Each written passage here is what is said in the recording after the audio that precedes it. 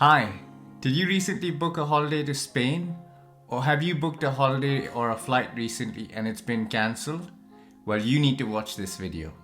In this video, I'm going to be specifically talking about your rights as a traveler when you book flights or holidays and these have been cancelled. Get strong.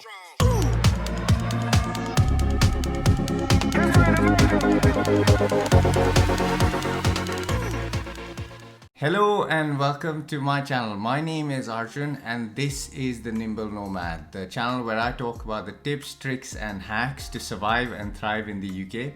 So if you were planning to go on a short holiday or a break somewhere within the EU from the UK and you've been affected by the new government announcement to add new countries into a quarantine list, then I'm sure you've been affected by flight cancellations or holiday cancellations. The Foreign and Commonwealth Office issues guidance to UK residents and citizens who are traveling abroad to different countries. And recently, the Foreign and Commonwealth Office has issued guidance to state that a whole host of new countries within the EU have been added into a quarantine list. Now, this has obviously affected plans for travel and led to a lot of flights and holidays being cancelled. So in this video, I'm going to be specifically talking about your rights when you are scheduled to travel, and if your flight or holiday has been cancelled, then what do you do in order to seek a refund? And also, I'm going to be talking about if you can't get a refund, then what are your options? So situation one is you were scheduled to fly to a holiday in Spain or somewhere in the EU and your flight has been cancelled, but you're seeking a refund and it's unclear whether you will be able to get a refund. So if you were scheduled to travel anywhere in the EU or such as Spain or Greece and your flight has been cancelled, then as per EU regulation or law, you are mandated to be refunded the full amount that you paid for your flight within 7 working days or 7 days from the date of departure. So the concept behind this is even though the UK has left the EU, any flight that is entering or departing from a EU destination or a EU zone country is still under the regulation of the EU 261/2014 regulation. Under this regulation, if a flight has been cancelled, then you are eligible for a full refund from the airline within 7 days. So under this regulation, there are two scenarios. So one is the airline needs to either provide you a alternative transport mechanism to get to your destination if you still want to travel, or they should actually give you a full refund within 7 days of the date of departure or the scheduled date of departure of your original flight. Actually, the regulation also states that you would be eligible for a cash benefit or compensation if the flight was cancelled. But this is quite difficult to get in this current scenario because these are being deemed as extraordinary circumstances. So the cash benefit doesn't apply if the situation is out of control or out of the remit of the airline, which in this case it may or may not be. So you may not be eligible for the cash benefit. So there's a lot of news and articles currently floating around which is basically saying that airlines are refusing to give you a full refund, but instead giving you a credit note or a voucher for you to book another holiday in the future. However, due to the economic situation, a lot of people are in a hardship and they would prefer to get a refund. My own personal recommendation is also to seek a full refund if your flight has been cancelled, just because there is a likelihood of these companies not being able to survive the situation. And if they were to give you just a voucher and the company were to file for solvency or bankruptcy, then that voucher would be void and you wouldn't be able to get any money back. So just as a FYI, I've personally used this EU 261 regulation as well. So typically what happens is if your flight has been cancelled, you contact the airline through either their contact center or phones, which can be quite difficult at this point because they're obviously flooded. Or there is usually a web form on these websites, and there is an option for you to request a full refund and compensation as long as you provide the flight details, the date of departure, and they usually process it very quickly, usually 1 to 2 weeks. And then you can get your refund back. So the bottom line is you are eligible for a full refund if your flight has been cancelled. So let's look at situation number 2. So if you've had your holiday or your package holiday cancelled. So yes, if your package holiday has been cancelled under the UK regulations, under the package travel regulations, you are eligible for a full refund of any money that you had paid for a holiday in another country. Technically, the time frame for getting your refund is 2 weeks, but obviously in this circumstance and the situation that we're in, getting the money back within 2 weeks may be a little bit difficult. So requesting for the provider to pursuing the provider to provide this money within 14 days may be a bit challenging. So give them a little bit more time, but yes, you are eligible for a full refund. So what happens if you've booked other things around your holiday? So let's say you've got a car hire or a hotel booking and things like that. So there isn't any specific regulation typically around this, but if you speak to them, then they should be able to give you a refund. If, however, you're unable to get a refund from the other aspects such as your car hire or holidays or a hotel bookings, then you have another mechanism, and I'm going to get into that shortly in this video. So let's say you're in a situation where you're struggling to get a refund back from a holiday provider, airline or a hotel or any service that you booked a holiday on. Then you have 2 basic options for you. So the first option is a chargeback. Now a chargeback is basically a transaction reversal. So when you make a transaction or you've made the payment through your bank, what the bank is going to do when you request a chargeback is basically a reversal of that transaction.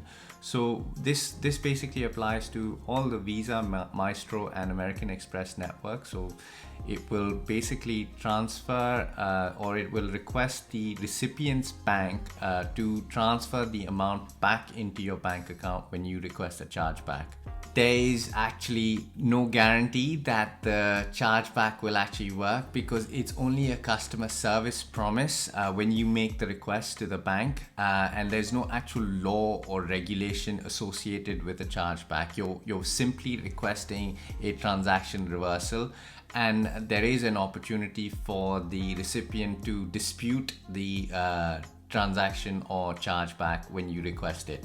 So option number 2 is Section 75 claim. Now this is actually applicable only if you made a payment for any of these services through your credit card and the payment is more than £100 up to £30,000. Now in a situation that I'm talking about, which is flights, holidays, car hires, I'm sure you would have spent more than £100 on these. And what you can do is you can contact your credit card provider and you can say, I want to make a claim under Section 75. Now, a Section 75 claim is actually a law.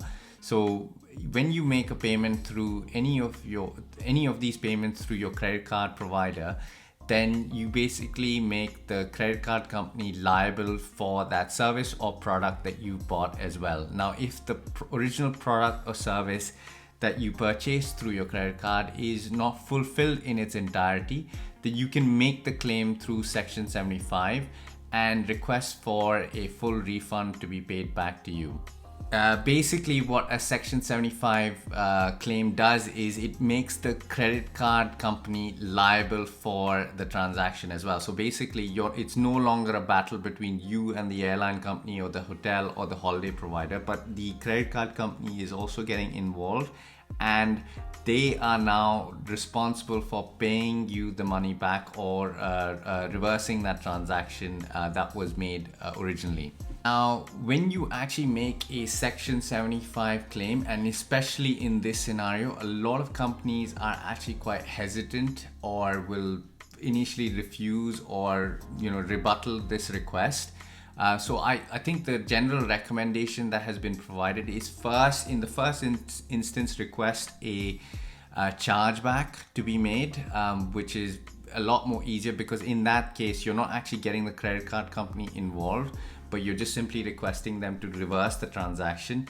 If that fails, then you can pursue a Section 75 claim. Now, the other thing just to keep in mind, this is a pro tip, is if the company is really debating or pushing back on a Section 75 claim, you do have an option of making a formal complaint against the credit card company. This is specifically in the Section 75 claim being refused by the credit card company. So what you can do is you can make a formal complaint to the credit card company, and they have 8 weeks to resolve that complaint. Now, if after 8 weeks they don't actually process that Section 75 claim for you, what you can then do is you can then say, give me a final closing letter, and escalate that complaint to a financial ombudsman, because all credit card companies and credit card providers within the UK are actually regulated by the FCA, or the Financial Conduct Authority. Now, when you do that, and I have personally done this in a few scenarios myself, really long time ago, but is basically if you've disputed a specific transaction or something, or requested a company and they've not complied with it, then you can take it to an independent provider, which is the Financial Ombudsman. They will assess your complaint independently. They're a completely independent party. And if they find that you have the right to claim whatever you're claiming, then they will mandate that the credit card company or the service provider actually conforms to this. So there is more threshold for you to complain and get your money back. But this is the absolute final step. It can take a lot of time. It can take a couple of months if you go down this route. So I would try and first speak to your providers, your banks, and the airline company before you pursue these courses of action. So the final situation is my flight has not been cancelled and I still want to go on a holiday. Okay, in this situation, I think if given what's happening globally and the situation unfolding in certain countries within the EU and even outside the EU, I think it's often better to be safe than sorry. So if the company or the airline company has a zero fee delay of your flight, or you can potentially rebook the flights later on, then I would highly recommend that you do so, because it gives you the opportunity to go to that country or on a holiday when things are a bit more normal. Of course, if you still want to go on a holiday, by all means, you are absolutely welcome to do so. But just remember that if you are traveling to a country which is on the quarantine list, so please check the FCO website. If you are traveling to any of these countries, then you will be requested to, when you return, to undertake a 14-day quarantine, which means you will not be able to go to work if you are required to go to actually work. Or if you can work from home, then you will have to only work from home. So it's just a key factor for you to consider before you actually travel abroad.